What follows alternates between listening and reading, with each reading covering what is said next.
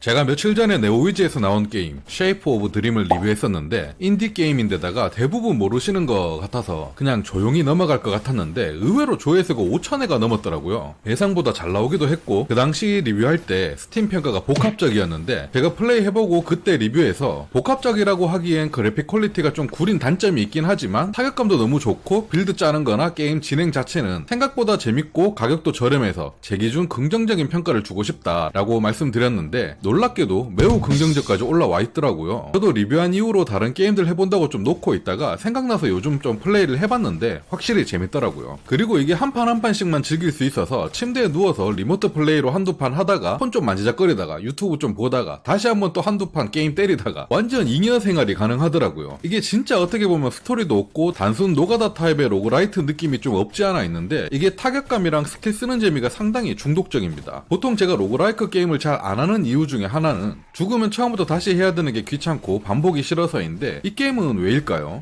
다른 로그라이크보다는 그래픽도 구리고 별 볼 일 없는 것 같은데 은근히 계속 하게 된단 말이죠. 아마 그 이유를 몇 개 생각해보자면 다른 게임들과 다르게 이 게임은 플레이 도중 중간중간 체력 회복할 곳이 많아서 막 딸피로 다녀야 되는 짜증 이런 요소가 없는 게 가장 큰 것 같고 한 판 한 판 할 때마다 캐릭터 성장할 수 있는 것들이 있다 보니까 나름 캐릭터 키우는 재미가 있는 것 같습니다. 다만 노가다 요소가 상당히 심한데 이건 유저들 성향에 따라선 장점이 될 수도 있겠죠. 전에도 말씀드렸듯이 캐릭터 성장하는 자원인 별가루라는 게 잘 안 모입니다. 아마 여러 캐릭 이것저것 다 많이 키워보려면 상당한 플레이 타임이 소모되지 않을까 싶어요. 전 이제 막 10시간 좀 안 되게 플레이한 상태인데 진행 상태는 아직도 2, 3스테이지 왔다 갔다 하는 수준밖에 안 됩니다. 이게 초반엔 쉬운데 뒤로 갈수록 점점 어려워지기도 해서 노가다 요소를 많이 타는 것 같더라고요. 그리고 이 게임이 출시한 지 이제 한 일주일 됐나 싶은데 핫픽스 2번, 패치 1번 했습니다. 이게 진짜 2만원짜리 게임이 맞나 싶어요. 얼마 전 실크송도 그렇고 요즘 인디게임 수준이 이렇게나 높습니다, 여러분. 진짜 최근에 인디게임보다 못한 인디게임 같으면서도 인디게임이 아닌 트리플 A급 게임인가 싶으면서도 또 이상한 이 7만원에 팔던 소울 어사이드 로스트였나?